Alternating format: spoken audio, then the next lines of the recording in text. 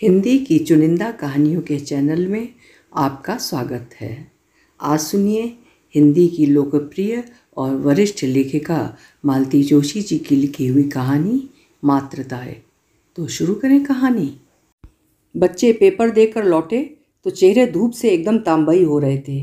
जून महीने की धूप भी तो कम जानलेवा नहीं होती। सुबह 6 बजे से ही दिन चढ़ाता है और 11 बजे तक लू के थपेड़े चलने लगते हैं। दरवाज़ा खोलते ही देख लिया कि दीपू का चेहरा एकदम लटका हुआ है। श्री के बारे में कुछ भी कहना कठिन है। उसके मन की बात चेहरे पर कभी नहीं झलकती। ये तो अपने ही साहबजादे हैं जो ना खुशी छिपा सकते हैं ना उदासी। आते ही सवालों की झड़ी लगा देना मुझे अच्छा नहीं लगता। मैंने हॉल का पंखा खोल दिया और उन दोनों को पसीना सुखाने के लिए वहीं छोड़कर मैं किचन में आ गई। झटपट खाना गर्म किया, जग में बर्फ़ का पानी तैयार किया और मेज़ पर 3 थालियां लगाकर बाट चूहने लगी। मुझे ज़्यादा प्रतीक्षा नहीं करनी पड़ी। हाथ मुंह धोकर दोनों तुरंत ही मेज पर आ गए। थाली की ओर देखते ही दीपू की आंखें चमक उठीं। भरवा टिंडे, वाह, मज़ा आ गया।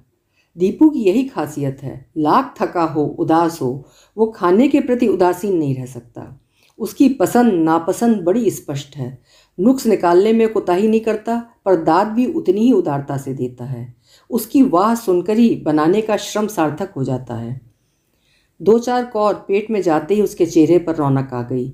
बेचारा भूख से बेहाल हो रहा था और मैं सोच रही थी कि पेपर बिगाड़ कर आया है। पेपर कैसा हुआ रे? मैंने अब हिम्मत की। अच्छा रहा। अच्छा या बहुत अच्छा? अपना तो अच्छा ही रहा। बहुत अच्छा वाले आपकी बगल में बैठे हैं। क्यों रे? मैंने श्री से पूछा। ठीक ही रहा बुआ। मम्मी, ऐसा है कि जब श्री भैया कहें कि ठीक ठाक रहा तो समझ लो कि 80 से ऊपर का करके आए हैं। वो हमारी तरह अल्प संतोषी जीव थोड़े ही हैं। श्री मुस्कुरा भर दिया। तुम्हारा ये अल्प संतोष बात करते समय कहाँ चला जाता है? मैंने दीपू को डपटा। चलो अब नाटकबाजी छोड़ो और फटाफट खाना खाओ। खाना खाकर दीपू ने अखबार उठाया और बिस्तर में जाकर धंस गया। थोड़ी ही देर में उसकी नाक बजने लगी। श्री लेकिन मेरे पास ही बना रहा। मेज़ साफ़ करने में, खाना रखवाने में, फ्रिज की बोतलें भरने में मेरी मदद करता रहा। मैंने लाख कहा कि मेरी रोज़ की आदत है, पर वो नहीं माना। किचन समेट कर निकली ही थी कि महरी आ गई। फिर उसके साथ लग गई। उसे खाना निकाल कर दिया, साबुन और विम पकड़ाया, रस्सी से सूखे कपड़े उठाकर तहाए। सारे कामों से फुर्सत पाकर बाहर आई तब 1 बज रहा था। दोपहर में हॉल के पंखे के नीचे लेटना ही मुझे अच्छा लगता है। घर में वही एक कमरा जरा ठंडा है। टेबल को थोड़ा सा सरका कर मैंने सोफे से एक तकिया उठाया ही था कि देखा श्री कोने वाली कुर्सी पर बैठा पढ़ रहा है। थोड़ा आराम कर लो बेटे, सुबह के जागे हो। अभी तो पूरा दिन पड़ा है और फिर तुम्हारा तो सब पढ़ा गुना होगा। ना हो तो शाम को एक नज़र डाल लेना। मुझे दिन में सोने की आदत नहीं है बुआ। और यहाँ आदत किसे है? और मैं तो चाहूँ तब भी नहीं सो पाती। दिन भर दरवाजे की, फ़ोन की घंटियाँ बजती ही रहती हैं। उनके लिए मुझे ही उठना है। हमारे कुंभकर्ण को तो जानते हो। रात को इसकी घड़ी का अलार्म भी मुझे ही उठकर बंद करना पड़ता है। पता नहीं कैसे कुंभकर्ण जी के कानों में मेरी बात पड़ गई। कच्ची नींद में अलसाए से बाहर आए और मेरी गोद में पसर गए। जैसे बड़ी देर से यही प्रतीक्षा हो रही हो कि कब मम्मी का काम खत्म हो और कब वो बाहर आए। क्यों रे? मैंने उसकी नाक पकड़ कर कहा। तेरी नींद अभी पूरी नहीं हुई? भैया को देख। मम्मी प्लीज़, उनसे हमारी तुलना मत करो। वे तो स्कॉलर हैं। इन्होंने कैसी घोर तपस्या की है पता है? पिछले 4 महीनों से इन्होंने एक भी पिक्चर नहीं देखी है। Can you believe? और तुमने महासती सगुणा भी नहीं छोड़ी।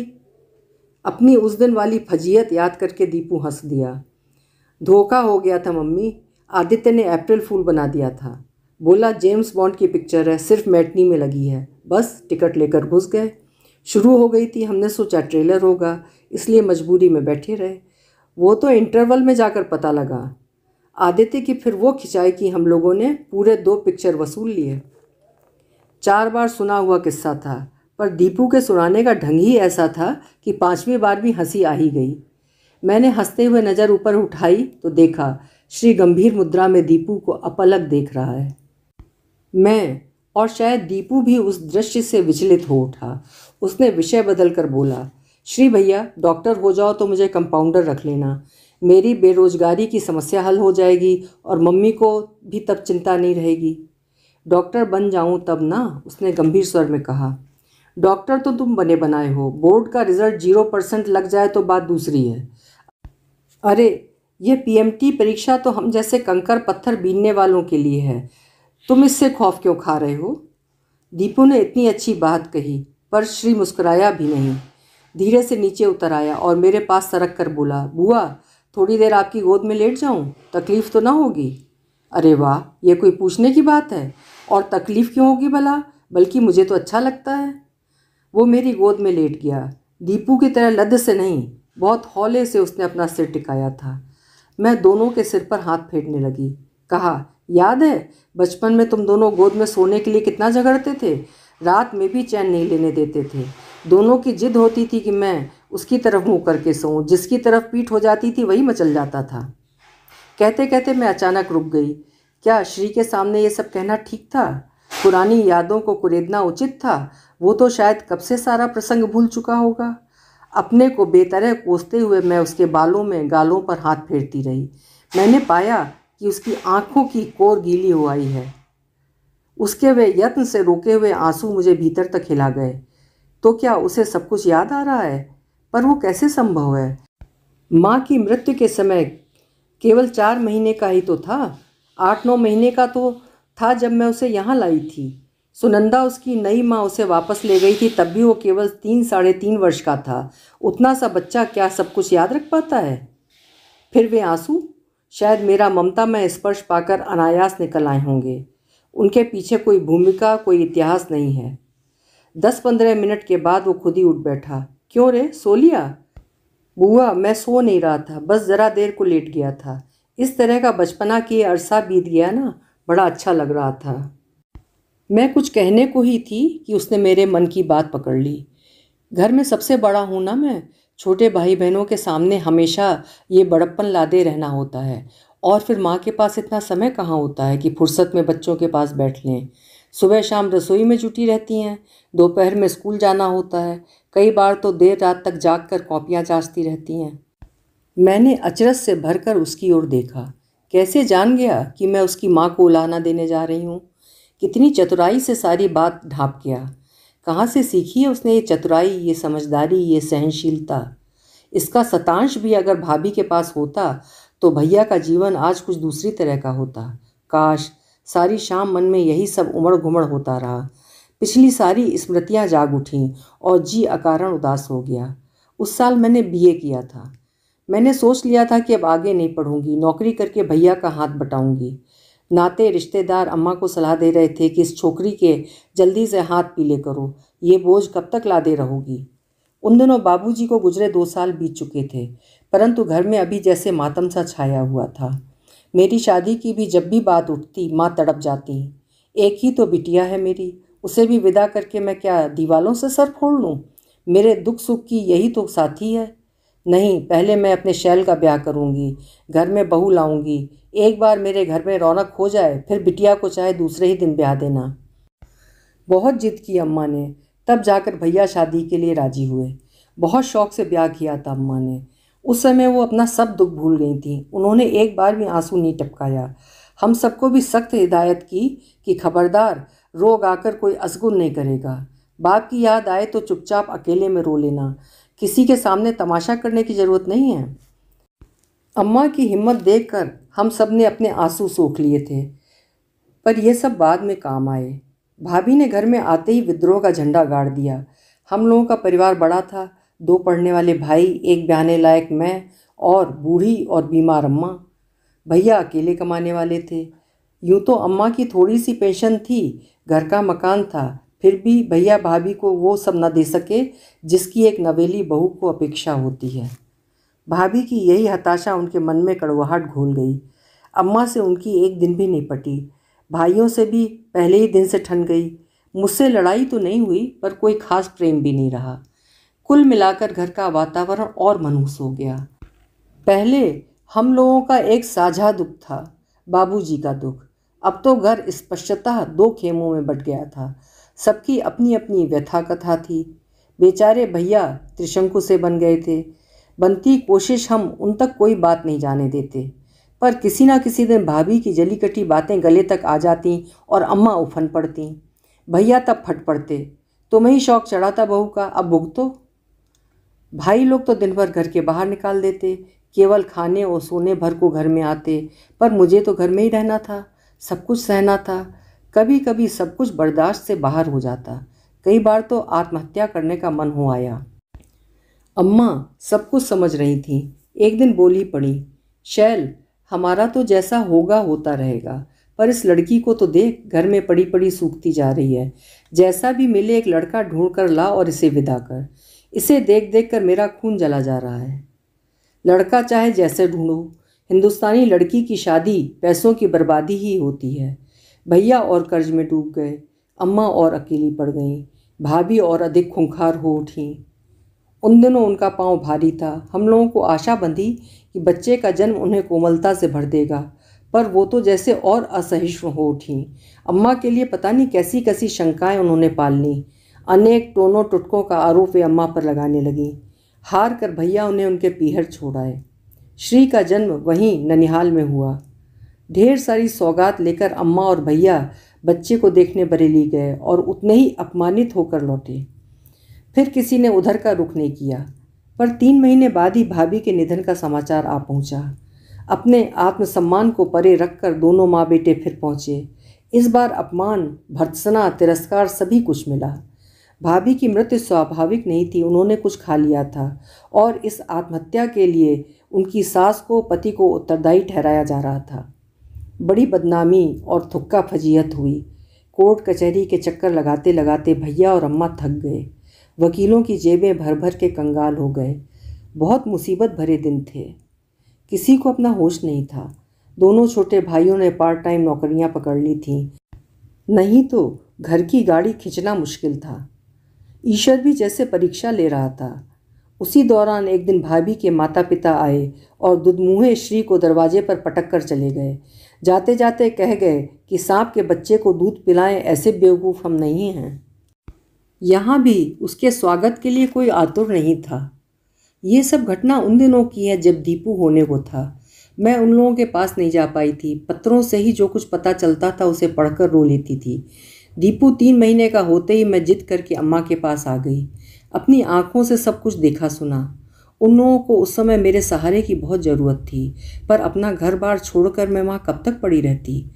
फिर उनके कसाले के दिन थे, अपना अतिरिक्त भार भी उन पर डालते अच्छा नहीं लगता था। मैं अपने घर लौट आई, साथ में श्री को भी लेती आई। दीपू के पिता ने भी ऐतराज़ नहीं किया और दोनों मेरे यहाँ जुड़वा बच्चों की तरह पलते रहे। उन दिनों घर बेतरह बिखर गया था, सब लोग एकदम टूट चुके थे। ऐसे समय में सुनंदा ने घर में प्रवेश किया। सुनंदा मेरी सहेली थी और ये प्रस्ताव उसकी ओर से ही आया था। उसकी अपनी मजबूरियां थीं। वे 4 बहनें थीं और 27 साल की उम्र में भी वो बड़ी 2 बहनों के ब्याहने की प्रतीक्षा में थी। वो शायद हताश हो चुकी थी, इसीलिए उसने एक दुधमुहे बच्चे का, उसके थके हारे पिता का, आशंकित परिवार का, बिखरे घर का भार खुशी खुशी उठा लिया। भैया को बड़ी मुश्किल से शादी के लिए राजी किया जा सका। अम्मा भी सुनंदा के रूप रंग को लेकर, वंश गोत्र को लेकर अप्रसन्न थीं, पर मैंने ही उन्हें समझाया। जैसी बदनामी हुई थी उसे देखते अच्छा रिश्ता आना मुश्किल ही था। फिर सुनंदा ऐसी कुरूप नहीं थी। बढ़ती उम्र की चिंता ने चेहरे पर लकीरें डाल दी थी बस। सुनंदा ने आते ही सब संभाल लिया। भैया के टूटे मन को जोड़ना आसान नहीं था, पर उसने वो करिश्मा कर दिखाया। बीमार सास को भी उसने आश्वस्त किया। दोनों देवरों के किशोर मानस को स्नेह से आप्लावित किया और फिर श्री को लेने आ पहुंची। वो मेरे पास अच्छा पल रहा था, अब तो बड़ा भी हो गया था। परेशानी के दिन भी बीत गए थे, पर वो नहीं मानी। बोली, कल को उसके मन में ये विकार भी आ सकता है कि मेरे माता पिता ने मेरा परित्याग कर दिया। श्री को भेजते हुए लगा जैसे मेरे कलेजे का टुकड़ा कोई निकाल कर ले जा रहा है। मुझे विश्वास था कि वो मेरे बिना नहीं रह पाएगा। मैं हर महीने दौड़ दौड़ कर अम्मा के यहाँ जाती रही। श्री कुछ दिन तो सचमुच अनमना बना रहा। 1-2 बार उसे बुखार भी आया, पर उसकी बाल सुलभ वृत्ति ने धीरे धीरे नई परिस्थितियों से समझौता कर लिया। मेरी स्मृति भी क्रमशः धूमिल पड़ती गई और वो अपनी नई माँ के लाड़ दुलार में खो गया। ये देखकर मुझे खुश होना चाहिए था, पर मैं उल्टा उदास हो ही जाती। तब अम्मा ने समझाया, पगली, बच्चे तो अपने माँ को भी भूल जाते हैं, तू तो उसकी बुआ है। पति ने कहा, तुम्हें तो खुश होना चाहिए कि एक बड़ी सी जिम्मेदारी थी जो अच्छे से पूरी हो गई, कोई दोष कोई लांछन नहीं लगा। तब मुझे भान हुआ कि अपने सरल हृदय पति पर एक तरह से मैं अन्याय ही कर रही थी। एक बच्चे का अनचाहा बोझ मैंने जबरदस्ती उनके सिर पर डाल दिया था। पर बच्चे क्या सदा बच्चे ही बने रहते हैं? बढ़ती उम्र के 100 खर्चे होते हैं। उन्हें झेलने की सामर्थ्य उस समय हमारे पास कहाँ थी? धीरे धीरे मैंने मन को समझा लिया, पर यह सच है कि मुझे सामान्य होने में कई महीने लग गए। दीपू के साथ ही पला है श्री, पर दोनों के स्वभाव में व्यवहार में कितना अंतर है। मुश्किल से 4-5 महीने का बड़ा होगा श्री, पर कितना गंभीर, कितना समझदार है। सुनंदा ने सचमुच बड़ी मेहनत की है उसे बनाने में। उसने भी पूरा प्रतिदान दिया है। शिशु कक्षाओं से लेकर अब तक क्लास में हमेशा फर्स्ट आता रहा है। हायर सेकेंडरी में तो मेरिट लिस्ट में भी था।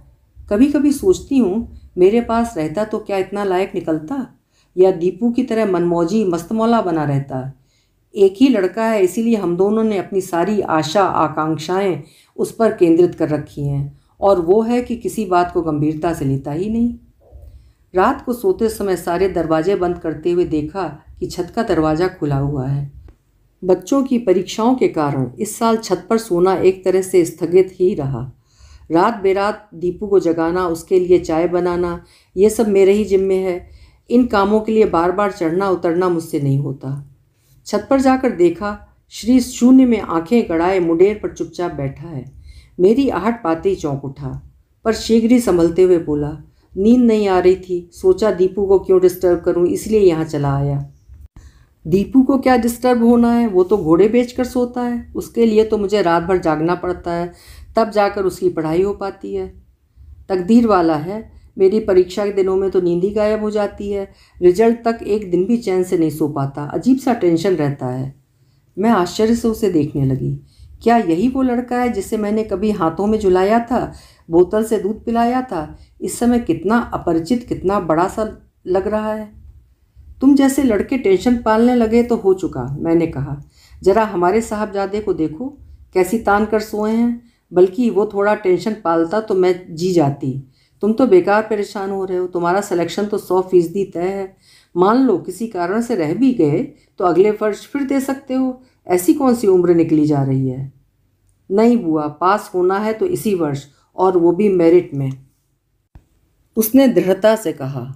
उसका आत्मविश्वास देखकर मैं दंग रह गई। प्रशंसा में कुछ कहने को थी कि वो बोल पड़ा, अगर जरा भी कोर कसर रह गई तो सब माँ को कोसेंगे। धत, क्या बात करते हो? कोई माँ को क्यों कोसेगा भला? सब जानते हैं उसने तुम पर कितनी मेहनत की है। उसे दोष देने का तो सवाल ही नहीं उठता। मैं अपनी माँ की बात कर रहा था।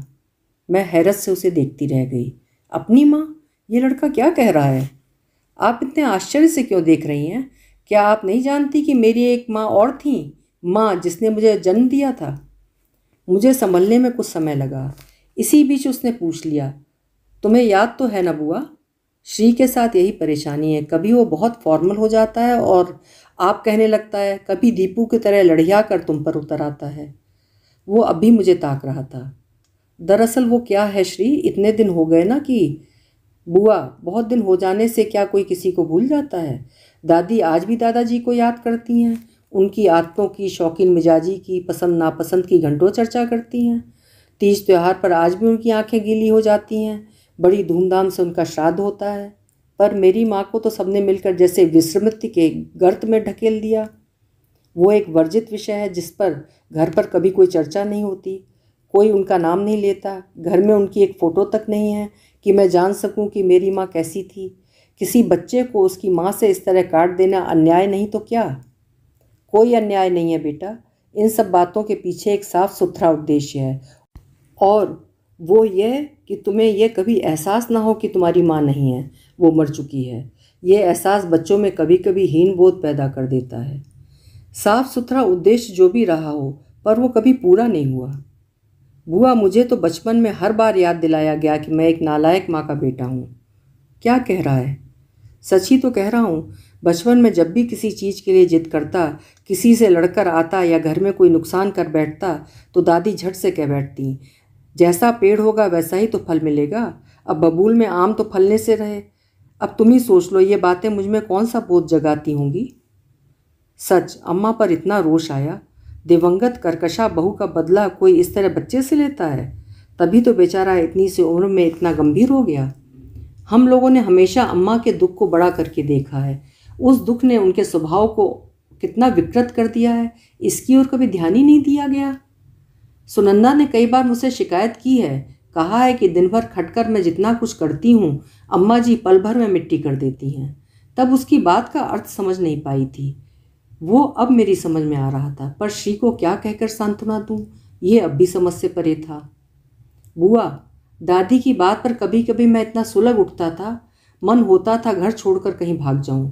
जिस घर में जन्मदायिनी माँ निरंतर तिरस्कृत होती है वहाँ रहना भी पाप है, पर भाग कर जाता भी तो कहाँ। इतनी बड़ी दुनिया में इतने से बच्चे का वजूद ही क्या है। ननिहाल जा सकता तो शायद थोड़ी राहत मिलती, माँ को मैं नए सिरे से जान सकता, पर उन लोगों से भी तो आप सबने संबंध तोड़ लिए हैं। संबंध हमने नहीं तोड़े श्री, पहल उन्होंने ही की थी। हमारा कसूर सिर्फ इतना ही है कि हमने दोबारा जोड़ने की कोशिश नहीं की। तिरस्कार और अपमान का एक लंबा किस्सा है वो, जानकर तुम्हें दुखी होगा। बस इतना ही कहूँगी कि दादी की बातों का बुरा नहीं माना करते। बुढ़ापे में दिमाग ऐसा ही गड़बड़ हो जाया करता है। दादी की बात जाने दो, वे बूढ़ी हो गई हैं, पर पापा तो बूढ़े नहीं हैं। वे भी माँ के नाम से बचते क्यों हैं? कभी भूले से भी चर्चा नहीं करते। माना कि माँ आदर्श बहू या भाभी नहीं थी, शायद आदर्श पत्नी भी नहीं थी, पर 2 साल तक वे पापा की जीवन संगनी रहीं। उन दिनों की एकाध मधुर स्मृति तो होगी, क्या उसे भी वो मेरे साथ शेयर नहीं कर सकते? श्री के स्वर की तरल कातरता मुझे आलोड़ित कर गई। पुराना कितना कुछ एकदम याद आ गया। मैंने कहा, श्री बेटे, उन दिनों जो कुछ हुआ वो इतना भयानक और दर्दनाक था कि अगली पिछली सारी स्मृतियों को धुंधला कर गया। ये तो हम लोगों का सौभाग्य था कि मृत्यु के समय भाभी पीहर में थी, नहीं तो भैया का जेल जाना सुनिश्चित था। उन लोगों ने कोई कसर नहीं छोड़ी थी। इतने बड़े हादसे के बाद भैया के मन में सिर्फ कड़वाहट बच रही थी। उसे तुम पर नहीं उड़ेलते यही क्या कम है? वो तो जीवट वाले इंसान हैं, इसलिए अडिग खड़े रहे। शायद अम्मा का तुम्हारा ख्याल उन्हें साबुत बचाए रहा। दूसरा कोई होता तो भरभरा कर ढह ही जाता। पर भीतर से भैया एकदम टूट चुके थे। सुनंदा के सचमुच हम पर बहुत एहसान है। उसने भैया को नया जीवन दिया, परिस्थितियों से लड़ने का हौसला दिया। उसी ने तुम्हें आदमी बनाया। सुनंदा की जगह कोई गलत लड़की आ जाती तो फिर वही नाटक दोहराया जाता। लगा जैसे श्री मुझे चिढ़ा रहा है। मैंने तड़प कर कहा, श्री, सुनंदा ने, तुम्हारी माँ ने तुम्हारे लिए जो कुछ किया है तुम उसे नकार नहीं सकते। मैं कब नकार रहा हूँ, पर यह तो अन्याय है ना? क्या? मुझ में जो अच्छा है उसका श्रेय तो एक को जाता है, फिर बुराइयों के लिए किसी दूसरे को क्यों कोसा जाता है? ये दोहरा मापदंड क्यों? बात तो लड़का ठीक ही कह रहा था।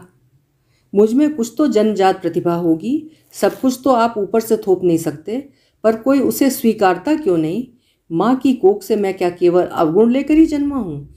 मेरी उपलब्धियों में उसका हिस्सा क्यों नहीं है? वो केवल मेरे दोषों के लिए ही उत्तरदायी क्यों है?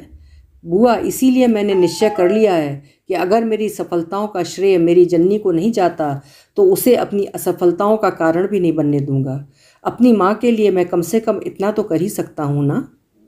उसके स्वर में एक अजीब सी दृढ़ता और आत्मविश्वास था। मैंने मन ही मन भाभी को पुकार कर कहा, भाभी, तुम सुन रही हो ना? तुमने तो बेटे के प्रति कोई कर्तव्य नहीं निभाया, उसे अनाथ करके चली गई, पर वो तुम्हारा ऋण बराबर चुका रहा है, बेटे का फर्ज अदा कर रहा है। अभी आप सुन रहे थे मालती जोशी जी की लिखी हुई कहानी मातृदाय। उम्मीद करती हूँ कहानी आपको पसंद आई होगी। कल मिलेंगे फिर किसी उम्दा कहानी के साथ। आपका समय शुभ हो।